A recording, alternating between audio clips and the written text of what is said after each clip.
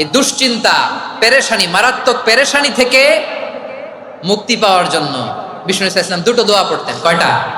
অনেকগুলো পড়তেন। স্পেশাল দুটো দোয়া আজকে আপনাদের শিখায় যাব, শুনবেন। বিষ্ণু ইসলাম যখন খুব বিপদে পড়তেন, দুশ্চিন্তা ওনাকে ঘিরে ধরতো, উনি পড়তেন ইয়া হাইয়ু ইয়া কাইয়ুম বিরহমাতিকা আস্তাগীথ। ইয়া হাইয়ু ইয়া কাইয়ুম বিরহমাতিকা আস্তাগীথ।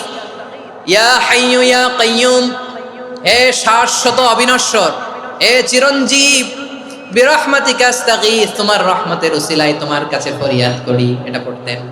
আবার আরেক বর্ণনায় এসেছে ইয়া হাইয়ু ইয়া কাইয়ুম বিরহমাতিকা আস্তাগীথ আসলিহ লি শা'নি কুল্লাহু ওয়ালা তাকিলনি ইলা নাফসি তারফাতা আইন। আসলিহ লি শা'নি কুল্লাহ, আল্লাহ আমার সবকিছু আপনি সেটেল করে দেন।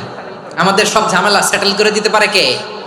আমরা তো সেটেলমেন্টের জন্য ওএসপি সাহেবের কাছে যাই, ডিসি সাহেবের কাছে যাই, অমুক ভাইয়ের কাছে যাই, তমুক ভাইয়ের কাছে যাই।